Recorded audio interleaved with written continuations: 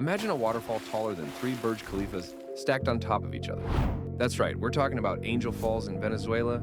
It's the world's highest uninterrupted waterfall, with a height of 3,212 feet.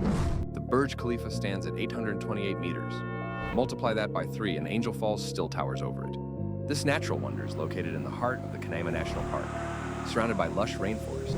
Its water plunges from a flat-topped mountain known as Auyán-tepui, creating a breathtaking sight.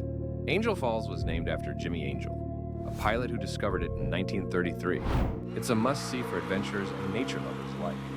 Would you dare to witness its majestic beauty?